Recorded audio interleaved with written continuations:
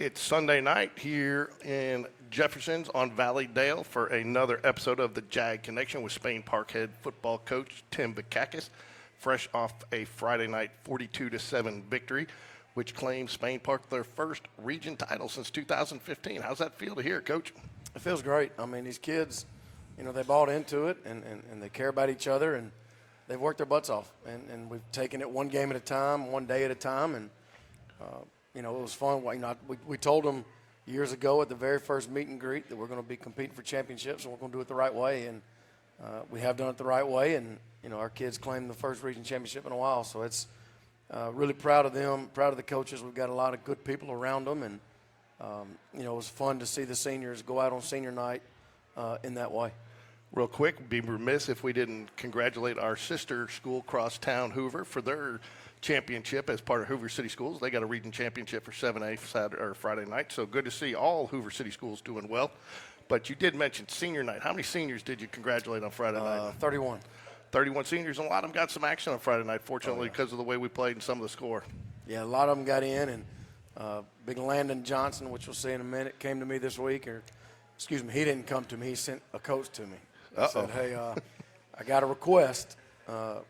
Big Landon wanted to know if we got inside the 5, could he get a dive to score?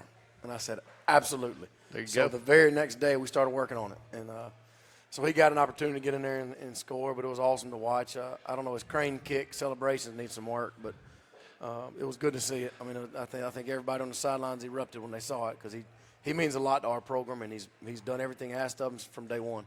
Well, we are going to be bringing big Landon Johnson on later tonight, along with Corey Barber, junior wide receiver. And I want to congratulate them. But you got a guy like Landon Johnson who, this sophomore class that just came through was really your first class, because that's the first class you really started working with. Freshmen were with freshman coaches, even though they were a part of the program. So that'd be a little, Landon's a guy that you talk about. You talk to every coach, they say it means a lot to him. And I think that philosophy with that group of sophomores is what's really kind of built this team into what they are today, is it not? Oh, there's no doubt. I mean, that first group of kids, they were coming out of 9th grade football, and, their first year with us was when they were in 10th grade. And they saw the struggles. They saw the, just any time a program starts to change, it has its growing pains. It has its good days, bad days. We just tried to keep stacking hard work days on top of each other because they weren't all good days. And, Landon and a lot of these seniors, man, they stuck with it. A lot of kids would not have stuck with it. Some kids did not stick with it. But kids like Landon are the reasons we're sitting where we are today. And, we're sitting on a historic season here at Spain Park, and the senior class is the reason why. You don't know this going into Friday night, but you will at least get one more game at home through the playoffs by clinching the region. But I also want to give a shout-out to our administration, Dr. E, Mr. Britnell, Coach Donaldson. They let the students and the parents come out and celebrate with the seniors and the team on the field. And I know that not only means a lot to the players, means a lot to the students, means a lot to the coaches. Talk a little bit about that, just how you kind of wrap that up in your regular season schedule at home, finishing that way. Yeah, I mean, a lot of times parents and family members and friends and students, they don't see the big picture. If we were to let, people out on the field every game and something were to happen, it's going to come back on our administration. So our administration does a really good job of keeping our kids safe just on a day-to-day basis, on a game-to-game basis. But they did allow the parents to come out and take pictures. And, it was just a good thing to have a bunch of people who care about our football program, who care about our kids together after a big win. And, in that moment, it was just good to have a lot of people there taking pictures. What do you attribute some of your success to on Friday night? Because that was a good team you beat. They're averaging over 400 yards of offense a game. He's probably he's a senior quarterback, one of the better quarterbacks in the area, a dual threat. And you guys effectively talked to Brock Bradley, and he said it was nice to see the defense get that and effectively shut it down and let the offense then have the ball and do what they did. But what do you attribute that shutdown to? Because I don't think a lot of people expected that. Yeah, I mean, our kids did a better job. We talked last week about third downs. And I want to say Kalira was, 2 for 12 on third downs. And that was a big difference from the week before. They went for fourth down. They went 3 times on fourth down. They converted 1 on a fourth and less than 1, and it was I wish we had replay. I would have been throwing that red flag halfway to midfield to get a spot, get another look at the spot. But, so our kids the defense got off the field on third downs, and they brought pressure. They mixed some things up to change the picture for the quarterback because he's a really good player. And, they average about 30 points a game. And, our kids gave up one big play and, gave up 7. So it was really good to see the defensive kids, do exactly what the coaches have asked them to do, and they played really, really hard. Not only getting the score the way it ended up being and the efficiency of what you guys played with gave you the opportunity on senior night to play a lot of guys, but in retrospect, you also got to rest a lot of guys. I don't think Brock Bradley saw any snaps in the second half. He was 9 of 13. C.J. Calley and Dakari Shanks only had a total of 10 carries between the two of them. And I know they had a lot more plays, but, you get to give them a little bit of rest as they head into this grind of the last 2 regular season games. So what's that? I mean, that's not how you drew it up, but it definitely took advantage of it. Yeah, it's not. I mean, you don't go into games, putting people on a pitch count. But as the game progresses, you got to make smart decisions on big picture. You Corey Barber, Mitchell Frazier's, I don't think they went back in second half. And there's just things you got to do because you don't want to – you don't want somebody to get hurt, which you can't control if they get hurt or not, but you don't want them to get hurt when the game's out of hand. And also it gives a chance for Nash Davis to get some reps, some other guys at receiver. And so it was a good thing that our kids, the biggest thing I told our kids today is just keep the positive energy going. Don't matter if you score or somebody else scores. If you get carries or somebody else, we win. And that's what it's about. It's about our team having some success. So the biggest thing today, I challenge our guys about just being positive, having positive energy. Like when Landon scored, our sidelines erupted. It just little things like that. Having a legit culture, a real program leaves clues behind, and little clues like that are the ones that make you proud. Well, you talk about Eli Smallwood, quarterback in, I believe, on that series when Big Landon scores. A guy that's been basically a backup for the last couple of years behind Brock, worked his way, tried to change positions, but he celebrated, I think, almost more than Landon. And I think, Corey Barber, 4 touches, 3 touchdowns. But I think the biggest touchdown celebration I saw was when C.J. Calley had that biggest run, and he's jumping hands up in the air and giving a fist pump. I mean, he was more excited when C.J. scored that touchdown. So it's nice to see. I mean, that's the total epitome of a team. So, I mean, and you just kind of see it. It's one of those things we've talked about week in, week out, but you see it grow every week. How is that happening again? I mean, just kids are buying into each other. And I got an email from one of our kids from his mom last week, and I shared it with our coaches about it was a long email about how he's splitting time with another guy at a position. And the mama in her, just because mama bears are mama bears, she hadn't seen her son on the pregame starting lineup video. So she's like, Coach, I asked him, why aren't you on the video, this and that, expecting him to say, yeah, I don't know why, because I'm starting, I play a lot too. And she said, she sent me a long email just saying how proud of him she was because he didn't say anything about that. He said, Mom, it's fine. I don't care. We're both swapping reps. It doesn't matter. Whether he starts, I start, we both play. So it didn't matter to him to have his picture on the Jumbotron before the game. It mattered to Mama. But then she kind of backed up, Coach, I'm just proud of my son. I'm proud of our program that's the kind of culture that we've built.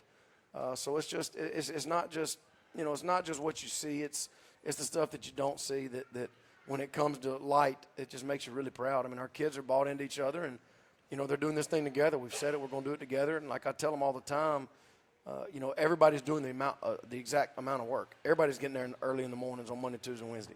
Everybody's in the weight room 4 days a week. Everybody does. We're all doing this thing together. Whether you're scoring the touchdowns or making the tackles or not, doesn't matter. You got that shirt on and the jersey, and there's just there's some pride about that. So, really proud of where we are, and we couldn't do it without our coaches and families. Now, and I think, too, I want to take that even a step farther. Student section was phenomenal again on Friday night. They had a blackout. They were all dressed in black. And then I also want to give the SCO, senior class officers, a little shout-out, too, because the administration wasn't going to let them use their confetti again because we hadn't had enough rain. It's biodegradable, and they got to get it out of there. But they went to Coach Donaldson, and he agreed, hey, can we do it for one more game? And that's something that they enjoyed doing for their players. And thanks to Corey Barber and several others, we ran out of confetti, I think, in the first quarter. But not a bad thing. That's something that we'll take every time. But I want to give a shout out to our students because I really thought that they made a great atmosphere Friday night, especially something that those seniors will always remember. I mean, I keep saying it, a Friday night football game is more than just the football team playing. It's an experience for the community, for the parents, for the students, for the little. I looked over at one point, there was about 10 or 15 little Spain Park Jags in their jerseys on the sidelines celebrating with our guys. So it's just it's a community. It's not just a of the football team. It's everybody. It's the flag girls. It's the dance team. It's cheerleaders. It's their families, and it's obviously it's a lot more fun when you win, But we've been doing this thing together from day one. All right, well, let's get into some Friday night highlights from the Jaguars' 42-7 victory over Clear. Here's the first play of the game, basically. Yeah, so first play, when we saw them playing a lot of cover zero, that tells us that they're going to try to stop the run with as many guys as it takes. But at the same time, we feel like we're going to, that's a one-on-one battle outside. So we put Corey in motion after a little shift, and Brock had a good play fake, and the line kept him upright and clean, and he delivered a nice ball to Corey, and Corey did the rest. Yeah, to your point here, I had the arrows on there. There was man-to-man coverage on there. So really, and you got to be salivating first play of the game a little bit to have that matchup with a guy like Corey Barber and a guy like Brock, because it becomes mano-a-mano at that point. You just got to beat your man, right? Well, when we saw him line up and we knew we shifted and they went with us, and then the motion went and he went with them, and we knew that was going to be advantageous for us. And Brock made a great throw, and Corey did the rest.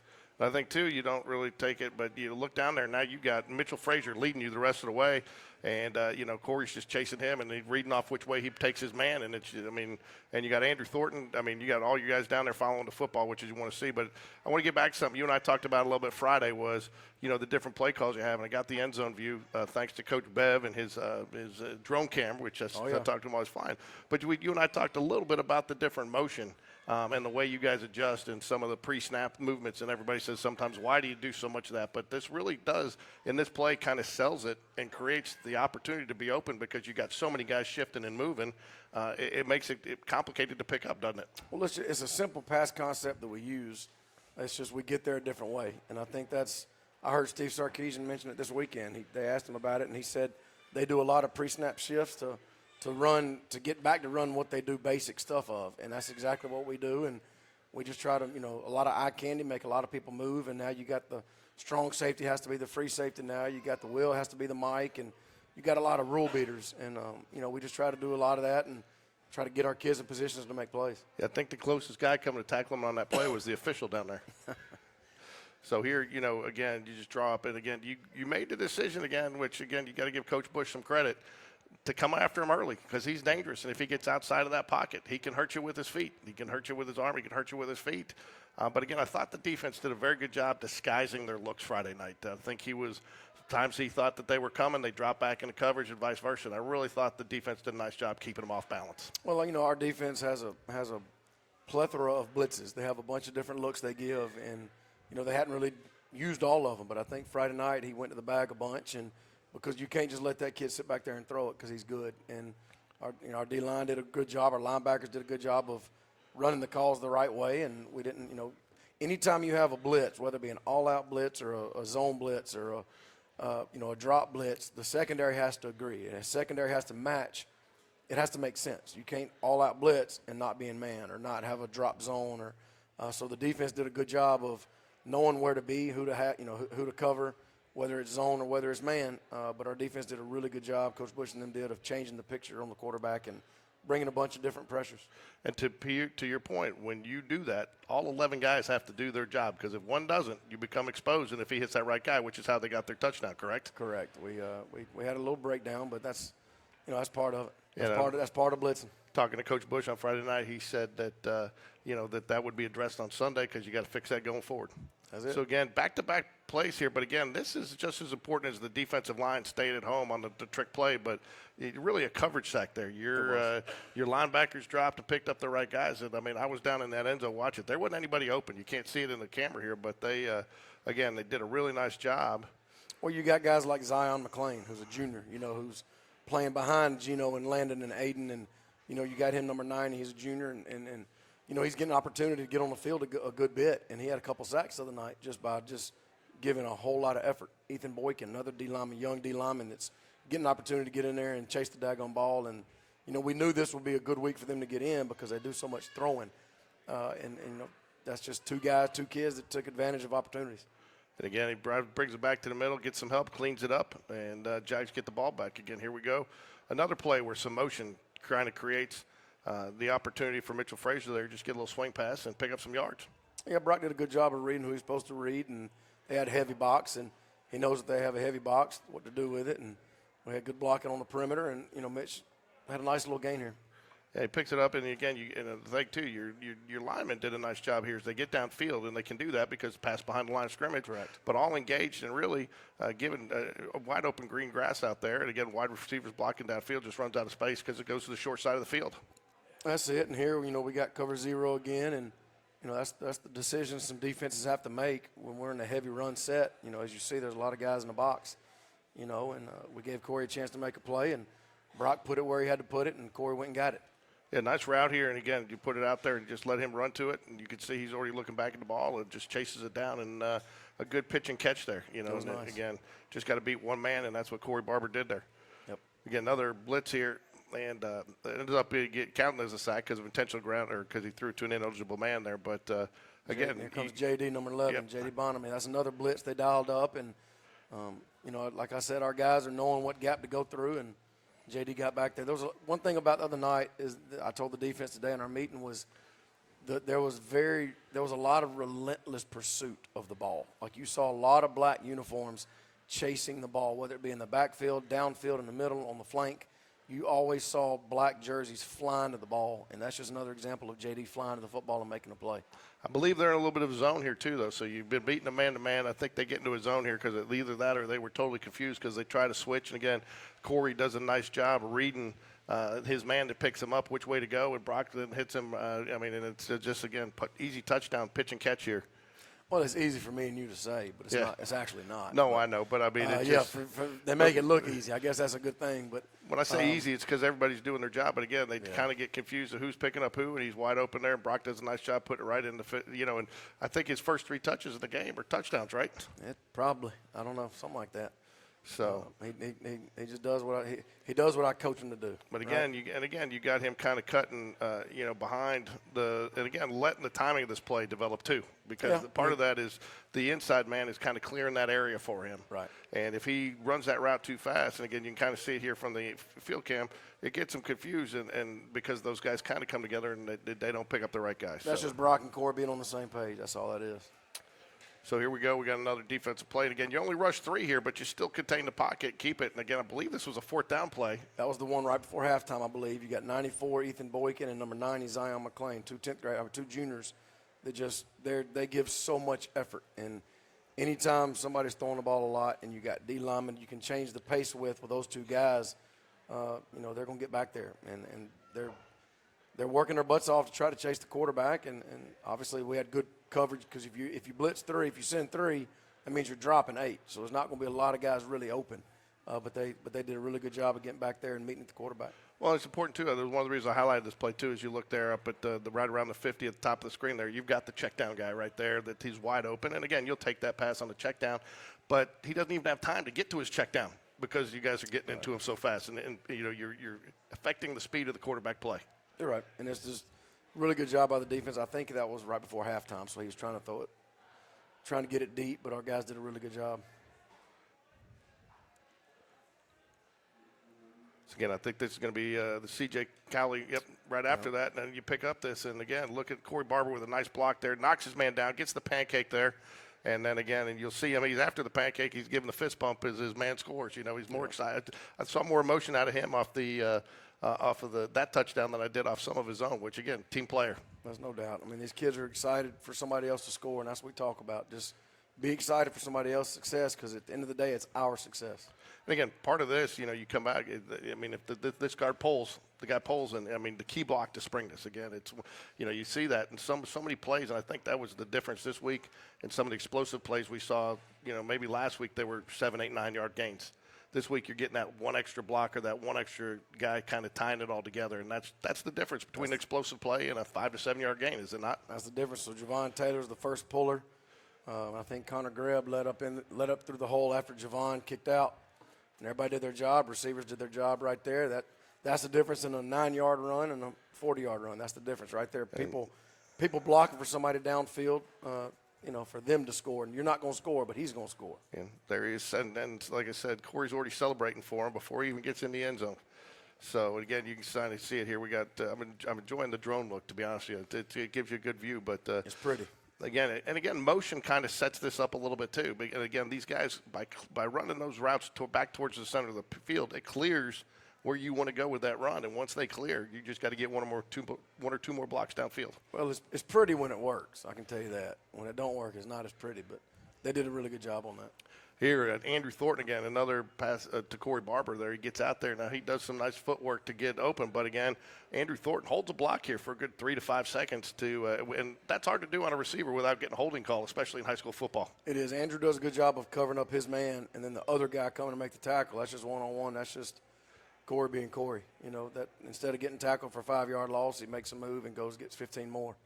So that's just, good job by Andrew, good job by Brock getting it to him. And there's a lot of grass, and you try to get players in a big area of grass and making somebody come tackle them in grass. That's not easy to do. Again, another nice job too of Corey reading his block, where the block was going, and then taking and making the cut to go the opposite way of it, because you don't know where that block's going to go. Right. It's very difficult. So a lot of guys will commit to one way and they'll keep going that way, but he reads the block and cuts it back and picks up a lot of extra yards. It's kind of like do as I say, not as I do, because if you throw me that bubble, I'm just going to put my head down and just run somebody over and get 5 yards. Corey, on the other hand, dances and gets 20 more. So, touchdown pass here to Mitchell Frazier, just man one-on-one and just a simple go route. But he sells this with his feet at the beginning, his footwork at the beginning of the route to kind of get that separation he needs. Well, they work on that every day. They work on their releases every day with Coach Thompson and Coach Simmons, and that's exactly what Mitch did there. And Brock put in the perfect spot. So you got like I guess a 3-4-3 defense. Is that what you got in there, or 4? That might have been the last play of the half. Yeah, I think it was. But again, you get him, and everybody again another coverage sack here. I mean, everybody's covered. There is nowhere for him to go. And again, that comes down to assignment football. Everybody being disciplined and dropping 8, and Nathan Bird makes just a heck of a play and runs around the end and stops him. Again, they don't know where this blitz is coming from. He's got nowhere to go. Again, everybody's staying at home. Initial man gets there, affects him, and he turns back, and you got somebody sitting right there. But again, you're showing a look here. They don't know who's dropping back, and you do. Looks like you got man-to-man up top. Yeah, I mean, it's like I said, there's so many blitzes our guys have, and they're good at doing.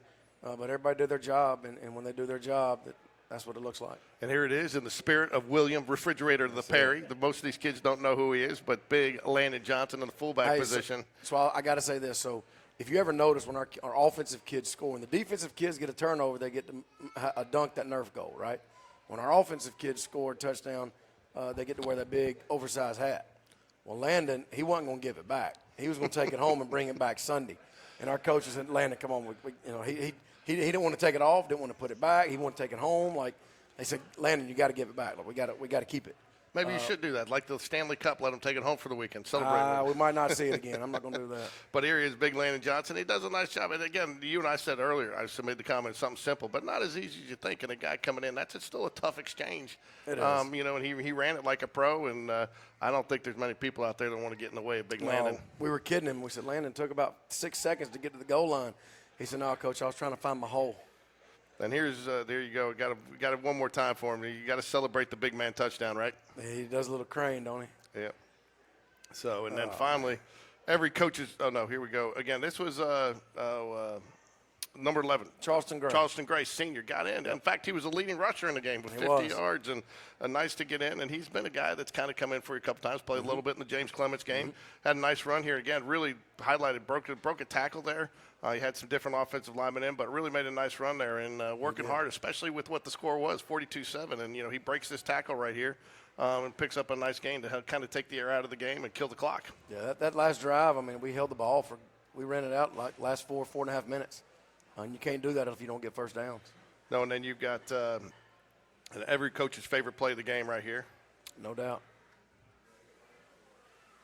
That's it. So that gets you the region championship. So, which I know it's got to feel good. It means you get to host a playoff game. It's something these kids have worked hard for all year. But again, at the end of that game, you never got the feel like goal accomplished. You just the next step, rinse and repeat, and get back Sunday and do it again. That's all we talk about. I mean, it's when you're changing a program, you got to do it in steps. You got to do it incrementally. And we talked about this year. We played Hoover, and that was one of their goals to beat Hoover. They did. We talked about getting in the playoffs. Last week we won. They did. This week we talked about being region champions, and they got it done. Next week, there's never been a Spain Park team in the history of the school 9-0. They've been 8-0 one other time, but our kids have a chance to make history this week, and that's what we're going to try to do. And the next week we're going to try to do it again. And once the playoffs start, we put all of that to bed, and it's a one-game season from then. So our kids have done a really good job of taking this thing in order and steps and not getting too high, not getting too low, and just keep swinging and get in the weight room and be good teammates. So they bought into it, and I'm really proud of where they are. So just a quick wrap up for you on Friday night there. 9 of 13, Brock Bradley, 209 yards passing, 161 yards on the ground. Your main carriers there were Charleston Gray, C.J. Cowley, and Dakar Shanks, each with 5 carries apiece. And Jags walk out of there with, again, I think a game that surprised a lot of people. I think people thought that this would be a higher scoring game on both sides and probably a fight down to the finish in the fourth quarter. Well, again, our defense came to play. I mean, you go back to the second half of James Clements. I said it last week. Go back from the second half of James Clements. These kids have played really good football. They've kept people out of the end zone, off the scoreboard, and that's their job. I mean, we've given up drives and 20-20, 25-25, but our defense is doing what they're supposed to do, which is keep people off the scoreboard. Yeah, let's say that we didn't get the highlight in there, but a huge play in the game because it did turn probably the momentum and change the game. Is Hagan Holly interception there. Oh, yeah. And, they were driving, and the score was close at that point, and you felt like that took some of the air out of their sails and really it kind of got them on their heels a little bit more than they already were. It did. I mean, Hagan, that was a big play because he had a nice return and got us on their side of the field, so we started a really good field position. And so that anytime you can get a game, a monumental interception or a fumble, I mean, it changes games, and that gave us some even more, more reason to be closer to their end zone and try to get across the goal line. The last thing we'll touch on is talk to Brock Bradley a little bit after the game, and one of the things Brock said is just how the offensive line play has improved from week to week, and it's really allowing you to do what you want to do and attack what they're giving you, maybe where you haven't had that ability to do that so much in years past. Yeah, Coach Moore and Coach Clark have done such a good job with our offensive line. I think the hog of the week this week was Hudson Reed, I believe. He graded out the highest, and it's so funny because the O-line, they are critical on each other. Oh, man, they're mad if they're not the hog of the week. Coach Moore nicknamed Jackson Bell Coach Bell. Right. So now Hudson Reed says, Coach, I want you to call me Coach Reed. And he said, no, not yet. So, like, they're at each other. They watch film, and they're like, Coach, that was a zero. That was a minus for Javon, right? And Moore's like, yes, I got it. Like, they're so competitive with each other. But it's a really close group, and, we couldn't do anything we're doing on offense without those guys, and they know that. Okay, well, we want to bring up Corey Barber, a junior wide receiver, and big Landon Johnson, senior defensive lineman. And before we get to next week's matchup at Chilton County, so give us a second here.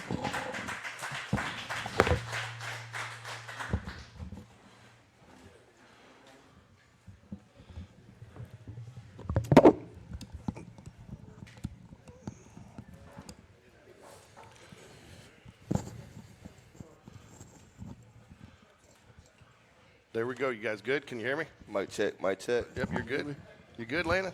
I think so. There you go. You're good. All right, big Landon. It's going to start with you as the senior. Talk a little bit about senior night and just the kind of the emotions through the game, and what was the night like for you, senior night? The atmosphere was great, for real. Making plays, seeing each other happy when people score. It was just a great feeling. Glad we got the win. So, we talked to a lot of coaches, and I know you're a very humble kid. In fact, I give you a hard time a little bit because you're quiet off the field. You're always smiling. You're always kind of a little bit laid back. But on the field, man, you are mean and you are a terror. And so you got two different personalities out there. But one of the things that talking to your coaches and your teammates, they all said one thing about you, and that it means a lot to you. So, and you've really bought in since what is Spain Park football kind of giving you that gave you that opportunity to buy in so much? It just really taught me how to win, coming up. We were 3-7 my sophomore year. And we just flipped the program around, found out how to win. Coach V taught us how to win. And it just made a really big difference when you're winning games. So, Corey, you get in the first play, you go in motion, you see you got one-on-one coverage out there. You just hoping the ball comes to you when you see that? Yeah. Yes, sir. We had talked about it in walkthroughs that we was going to run that play first play of the game. So I know I just had to come out and execute and make a big play for the team for senior night. Started out fast. You did start out fast, but I did. When you score the touchdowns, you don't show a lot of emotion. You do. You celebrate with your teammates, but you were pumped up for C.J. Cowley on that big run, and after you're pretty pumped about that pancake block you had downfield too, weren't you? Oh yeah. It feel good to score, but being able to see your teammates score and knowing like you made a big change, man, it feels great. So you've had a lot of success this year, you know, and especially you go back to the Hoover game, you catch the big pass. But, you know, you've had a lot of big explosive plays. It seems like that after you catch that pass, you plant that foot and you got an extra gear. I mean, do you just, when you see green grass, does that just kind of snap and you got that extra little, you take it just up a little bit? Yes, sir. I know when I get the ball in my hands, I can be explosive, so I know I got to make a play. So, but there is a rumor floating around that you may not be the best Jaguar receiver out there. Have you heard that? I ain't heard that one yet. What is I that? heard that. I think it's a seventh grader, your younger brother, Corey and Barber, right? Yes, sir. He's a baller for sure. So we were fortunate enough to cover your little brother at a seventh grade game, and he's got some moves too. So you've got some younger brothers that are keeping you on your toes, right? Do they trash talk with you a little bit? Yes, sir. They try to talk me all the time, man. They swear they better than me, man. But I know they're gonna be better than me because how they look up to me and they work ethic, man. They just want to be great. I love it. So one thing, you came back to Spain Park. You had been there. You played with Brock Bradley before, but I know you were back for the summer. How much did this receiving group, did the 7-on-7 program help this summer for you guys to get on the same page and kind of get that chemistry? Man, it was just good, man. Building that chemistry back, knowing we gonna have a great wide receiver core, knowing we come out there and execute and beat some of the best in the state. So, Landon, coming into the season, there was some questions about defense. Could you guys stop? And you guys have shut down some pretty good teams. Have had some good teams in check. What kind of has been the defensive philosophy this year? Just sticking together and really playing with each other for real. Being happy when other people make plays, celebrating with each other. That's really what it is. So I know you do. You're a leader on the team, and you're also a very smart football player. And one of the things that I know that Coach Bush does is he comes to you guys and he wants your input, not only throughout the week in practice and developing the plan, but also throughout the game. So what do you go? Some of the things you go tell Coach Bush during the game, because I know you're in his ear a lot, telling him what you see and what you think you guys can do. And that's first part. What are you seeing and telling him? But second part is, what does it mean to have a coach that will trust you and trust his players like that to have that kind of input? Yeah, trust goes a long way. He trusts us to see things on the field. We have a really good thing of telling us when the tight end goes, how the linemen are lined up, really everything like that for real. Corey, same thing. I know you got to the new wide receiver coach this year. Coach Litton goes down. You got Coach Thompson that's been working with you, and another one. I know they get a lot of input. And what are you telling your coaches throughout the week? As you guys are prepping for the game plan. Man. It's just great having those two good wide receiver coaches like that, man. Coach Thompson, he's big on us. He's real hard on us. Then having Coach T.J. Simmons, knowing he's played at the next level, knowing he's done everything. So it's good to learn from that, and that's good for us. So, Landon, talking to you before the show, you said that you're probably going to be going to Alabama or Jacksonville State. You may try to walk on and play some football next year? Of course. So have you had any conversations? Have you been recruiting at all, or are you letting the season play out and then going to get after it? Just letting the season play out, really. Trying to see how far this goes. Hey, Corey, I know you're getting some looks. I think you got an offer from Louisiana Monroe with your friend Jonathan Bibbs, right, who was in town this week. Yes, sir.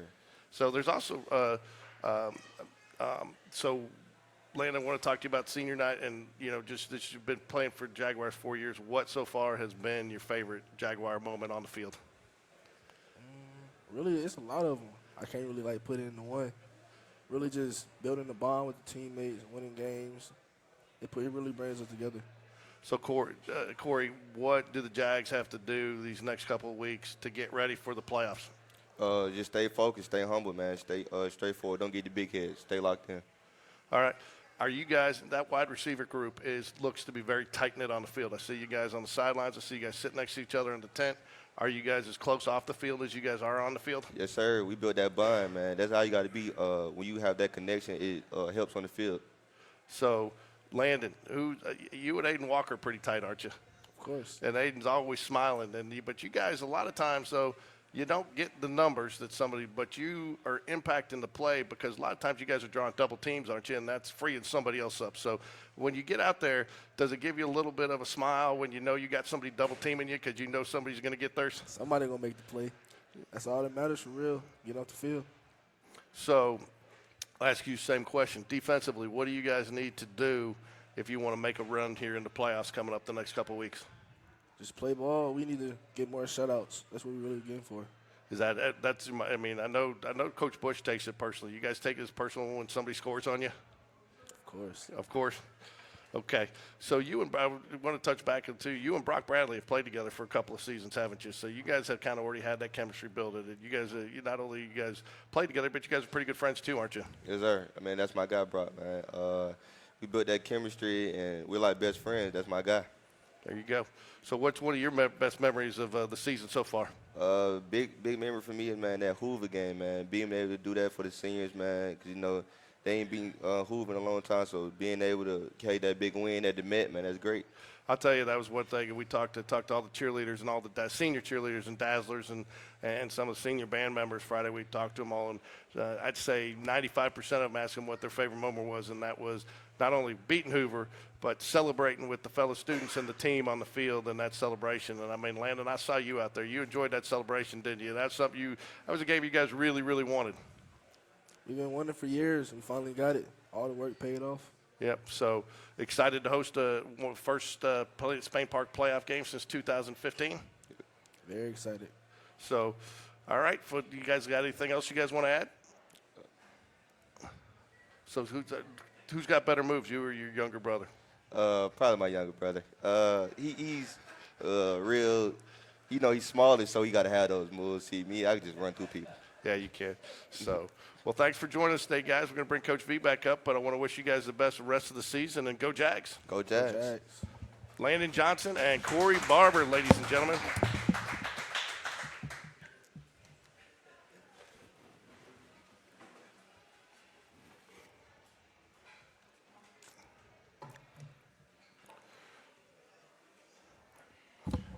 So back again here with Coach V, but first off, I want to thank everybody. We will be putting a replay out there because, again, this is not the best Wi-Fi location that we have, so you can either continue watching us live or get us on replay, but I want to thank everybody. We crossed the 1,000 view mark last week, first time for the Jag Connection, so got a lot of people that are supporting the Jags through the Jag Connection, and that's important because the more people that watch, the more money that goes back into Spain Park football. And, of course, we want people to come out to Jeffersons every Sunday night, not only to meet and talk with Coach, but get a good meal. And, again, they make a contribution based off of our attendance here. So we got a couple more of these, hopefully a lot more of these, right? We got at least three. We got at least three more, so we hope we continue to keep it going. So got an opponent that I think a lot of people are not real familiar with this week, heading down to Chilton County, which I think a lot of people had to look and see even where they were on the map. And they're down there in Clanton, so you do have a little bit of a bus ride. So walk us through. This is another James Clements situation to try to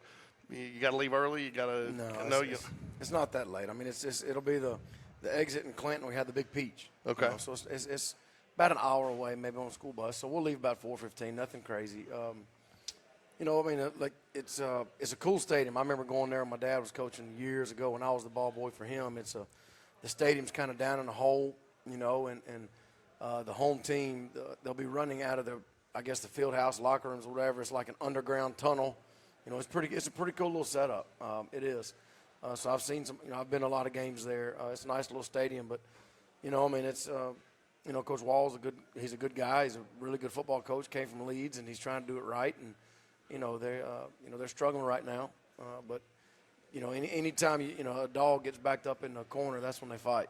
So, you know, we just like we told our kids last week, the week before, next week, we have a faceless opponent. It doesn't matter who we play, where we play, what their mascot is. None of that matters. What the record is, none of that matters.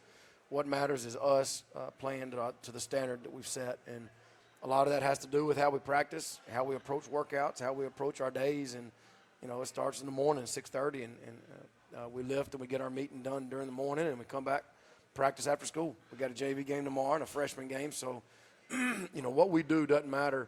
You know, it's not dependent on who we play. We're going to keep doing what we do, but we know we're going to get Chilton County's best. That's the thing about it is when you're having a good season, whenever you play teams, you're going to get their best.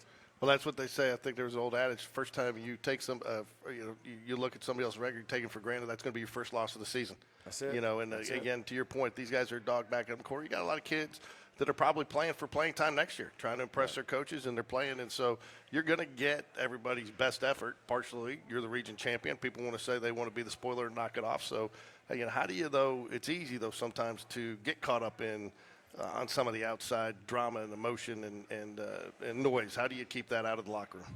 I mean, we don't talk about it. We just talk about what we have to do. And you know, we made plenty of mistakes Friday night that where we can go back and correct them, you know, and we'll make mistakes during the week, and there's plenty of things we have to get better on, and you know, our only opponent is us, and we got to fix us, and so there's plenty of things we can work on that we need to work on that we're going to work on to prepare us for Friday night.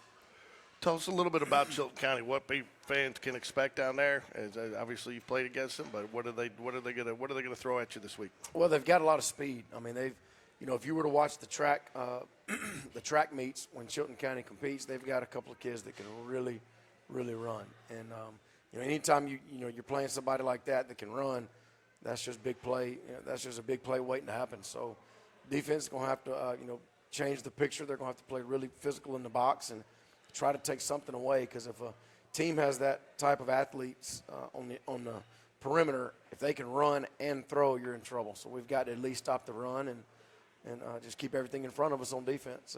Offensively, we're gonna do what we do best. And I think at this late in the season, you might have a wrinkle or two here and there, but at the end of the day, what's the old saying? You dance with the horse that brought you. You don't start changing things this late in the season. We just do what we do and try to get better at it, and try to dress it up a little bit if we can, but just try to execute at a high level and try to really get better these next 2 weeks going into the playoffs. We talked to our kids about trying to get better, making an ascent, get better going into the playoffs instead of fizzling out when you get there. So, there's plenty of things we got to work on that has nothing to do with Chilton County with the game on Friday night. So our coaches do a really good job of keeping our kids grounded. We talked a little bit, and we don't want to go too much back in the last game, but I do want to hit one other play. Is that, one of the things that your offensive line has done for you, and I think, again, Brock Bradley mentioned it, by executing the game plan, it's opened up the entire playbook for you, no matter what the down and distance was. You had 3rd and 8. I think a lot of people normally expect you to pass there, and you picked it up with a nice little run, again, because everybody's having to defend so much more against the Jaguars this year. So what has that done as far as opening up plays for you to call, no matter what the situation is in the game? Yeah, I mean, it's when the offensive line, we feel comfortable and confident that they'll pick up a lot of stuff that people will throw. They'll get bodies on bodies, whether it be a running play or whether it be pass protection. When you feel like you're confident in the offensive line picking up a lot of stuff, you feel like you can call a run on 3rd and 9. You feel like you can call a pass on 2nd and 2. Just our 1st and 10. And Coach Moore and Coach Clark have done a great job with the line, and the line, they're a confident group, and they're a competitive group, and they're really a smart, probably the smartest offensive line that I've been around in a long time in terms of knowing the adjustments and making the calls, and Jackson Bell in the middle, kind of directing traffic. And so when your offensive line, when you feel like they can handle whatever they see, it kind of gives you more confidence in calling anything you want to call. So that does help. And then obviously having a Brock Bradley back there, quarterback, doesn't hurt either. No, and I tell you, it's been, and talk a little bit about Brock. I want to talk about him going in this week. It's not as simple, and we've talked about it, I think, in an earlier show this year. It's not as simple as you send in a run play or you send in a pass. There's a lot of reads that he's got to make, and he's got to adjust into the right play. And so, he's got to be a coach on the field as well. And I think that's where his game has changed this year in terms of just he's always had an arm. He's always, obviously he's gotten stronger every year because he's growing and getting bigger. He's always been an athlete. I think the biggest change in Brock is just understanding the big picture. We might check out of a play, and in years past he would have just, he would have gotten the pass route and forgotten about the offensive line. But like the other night, we actually had a check where he had to check out of a play and into a total different play, and he got the protection into the line, and then we got the check into the receiver. So, Brock that's where he's come so far, and just understanding there's more than just taking a snap and throwing the ball to a receiver. And, and he's only going to get better.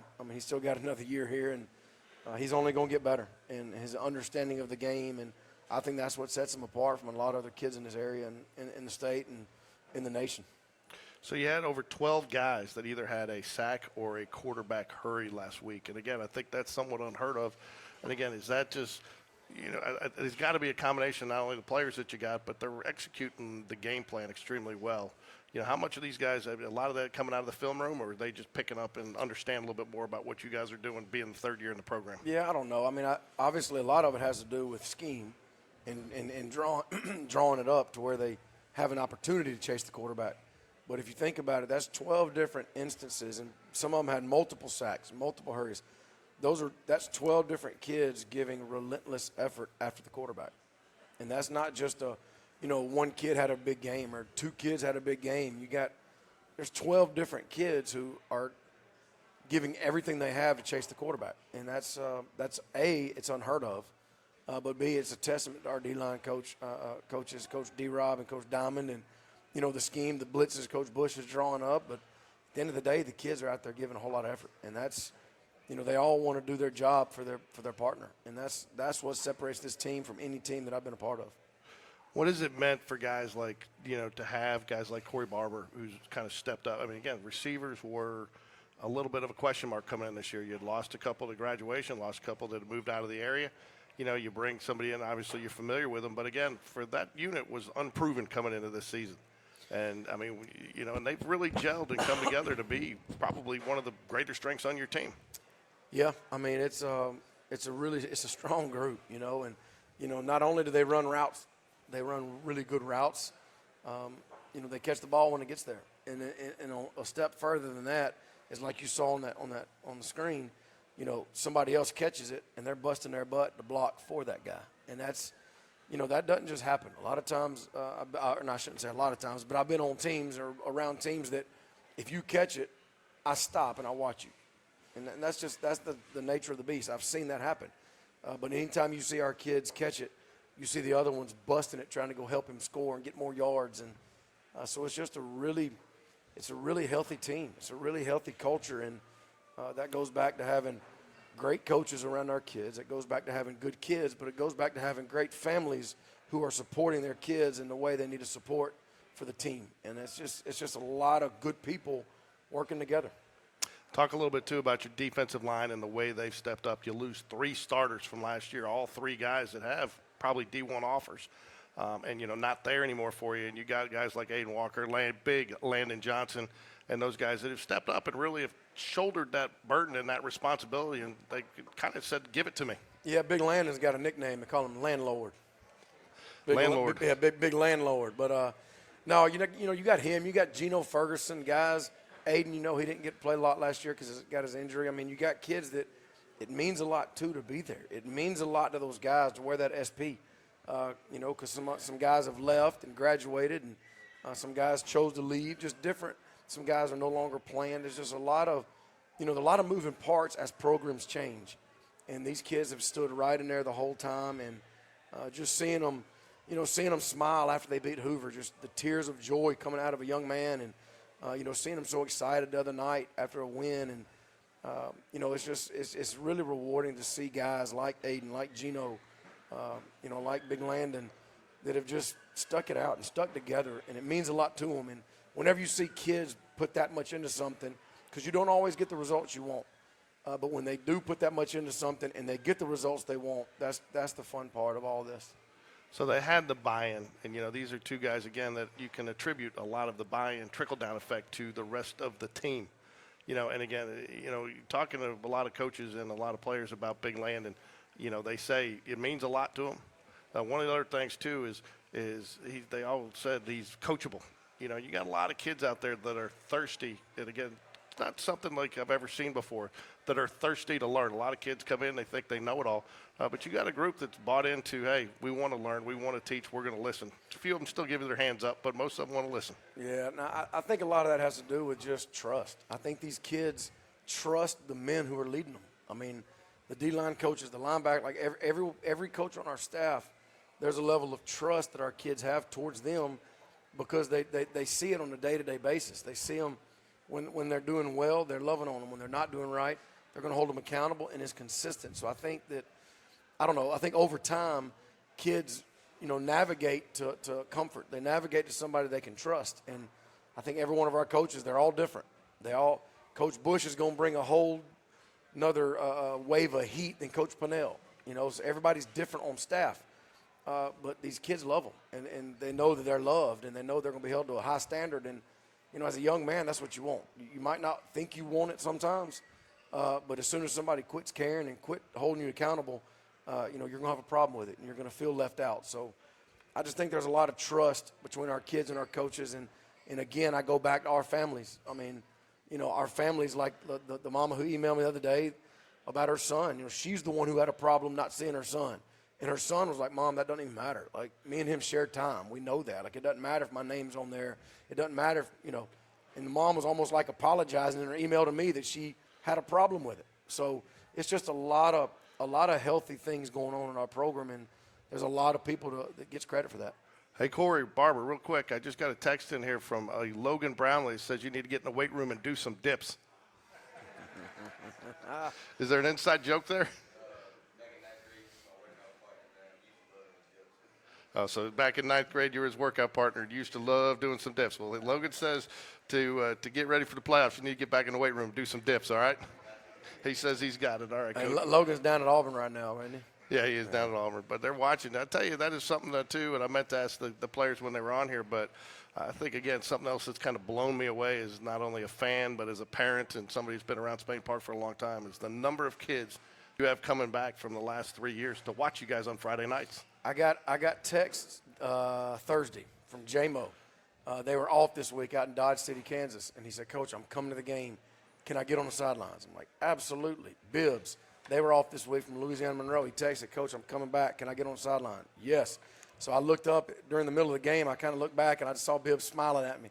So him and J-Mo were on the sidelines. Before the game, Hudson Cahalan said he came back from Bama just to watch us, and Connor Langston was down on the sideline. So these kids, it means a lot to those guys. And, you know, they've put a lot in with these underclassmen that were here when they were here. And, you know, it's been a process. It's not an easy thing.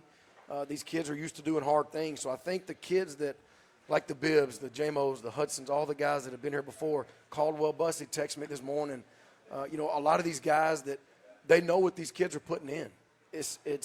We do a lot of hard things. It's not easy to play football at Spain Park. From time, from energy to the work, it's consistent. There's days you might not feel it, but you don't have an option. You're going to do it anyway. Like, the older guys can respect it. They see their success, and they know that it was done right from day one. And they want to be a part of it. And, you know, I was glad Coach Dr. E and Coach Donaldson allowed them on the sidelines. They had their little sideline pass, and it's just awesome to see those guys come back because they're just as much a part of this as anybody else. So we talk each week about the Hoover Toyota keys to victory, but on Sunday nights we talk about the Hoover Toyota keys to success. You know, what do you guys need to do? What are you looking for in prep this week to be successful Friday night? What do the Jags need to do to prep this week? Well, I know tomorrow morning at 6:28, I'm going to be in the weight room with the TV on, and Brock Bradley's going to get the guys ready to stretch at 6:28. It happens every morning. We don't wait till 6:30. 6:28, Brock's getting everybody ready to stretch, and the defense is in their film room doing their meetings. And, you know, after that we flip. The offense does their meetings, the defense lifts. And then we meet at 2:55 in the driver's ed room. We have our team devotion, team meeting. We talk about what we're going to do that day, about 6-7 minutes, and then we go to practice. So, I mean, other than that, I don't have any cute answers. I don't have any slogans. That's just what we do, and our kids have bought into it. And sometimes they probably get tired of it. They get tired of me, but you know, that's not my concern. My concern is getting these kids prepared to do tough things because, yes, it's not easy to win football games, but life ain't easy to be a man either. So we're trying to prepare them in a bunch of different ways and be consistent and rinse and repeat. That's what we keep talking about, rinse, repeat. Don't try to you know, recreate the wheel. You know, we talk every week about, you know, I think you highlight the weight room and the importance of it and the number of kids and their growth there. But I think something that gets overlooked each week is the devotional you talk about from time to time. It's a mental devotional about either being a better person. Some of it I know is spiritual, and you know, and we talk about the mental development and growth of that aspect of it, because that's equally as important. And a lot of that stuff is stuff they're going to take with them for the rest of their lives. Well, we talk about, you know, there's 4 parts to every person. There's a mental part, there's a physical part, there's an emotional, and there's a spiritual. And, you know, you got to be sound in all 4. Like, there's going to come a point in time when physically or emotionally you're beat down. You know, mentally you're beat down, you're up and down. That spiritual element has to be strong so those other 3 can catch back up. So We talk about the balance. We talk about staying calm. You know, when bad things happen, when crazy chaos happens, you can't match that with more crazy and more chaos. You got to match that with calm. We talk about adversity, about leadership, about, you know, responsibility. When, you know, right now they have teammates depending on them to do a job, but in 10, 15, 20 years, they're going to have a wife and kids that are going to depend on them. And no matter what the situation is, you got to provide. You have to do a job. And so that devotion, that's the most important 5 minutes of our day. I love football. I love scheme. I love weight room, all that. But I think that's what's separating our program from where we've been. It's just the kids have bought into it. And some days I can tell they're kids. Some days they're not in the mood to hear it. That's fine. But some days I can tell they have a connection with that devotion for that day. And that's all it's about. It's just getting the kids to think that it's more than just football that we're trying to do together. Like I learned from them as much as they learned from me. So we're all in this thing together. And I think those devotions, we never skip a devotion day. We will always have a devotion and talk about what it's like to be a man, be a dad, be a husband, you know, and 'cause some days it's not easy. Ask my wife, she'll tell you, but, you know, it's not always easy to do the right thing. But, you know, it's just a bunch of men, and they lead us in prayer. A different kid leads us in prayer every single day, and that's fun to hear them put their words to a prayer, and that's a lot of fun seeing it. So I don't know, I just feel like, you know, we're some of our parts. I don't think we're having success due to one thing or two things or three things. I think it's just everything that we do. Our kids and our coaches are all bought in. Our families are bought in. And, you know, right now, knock on wood, you know, it's working and we're having some success. You mentioned being a husband, being a father. You know, you got the original OC, original Coach V in the house tonight. Your dad's here tonight, so want to welcome him. But I tell you, this show is 1 hour. So if you ever want to put him on this thing, A, it's got to be more than 1 hour. And B, it better have a bleep button. There's going to be some bleeping going on. I'm sure there is. But what's he said to you about this season? Because I know he's followed followed a lot of your teams. He's been to makes most of the games. He's a good coach in his own right. You know, and I know you've learned a lot from him. So give us a little bit of his insight to take on this team this year. He loves watching practice film. Sometimes he gets caught up not knowing how to do it on his phone, so I had to fix it for him. But once he figures that out, he watches every practice drill, every 7-on-7 we do, and he'll call and say, hey, are y'all really going to run that blitz this Friday night? What the crap is Bush thinking, you know? Or, hey, you know, he's throwing this route. You know, he's throwing it on time. This looks good. So he watches everything, and, you know, it's fun to have him there. He's got our huddle account. He's got access to it. So he is definitely the original Coach V. There's no doubt about that, and he's fun to have around. So we can't expect him to be reposting the show on Twitter, huh? No, he's not going to repost it. No, he's not going. He don't know how to do that, but he'll definitely call me and have something to say about it. That's for sure. We want to thank Corey Barber getting in the weight room and do those dips there, buddy.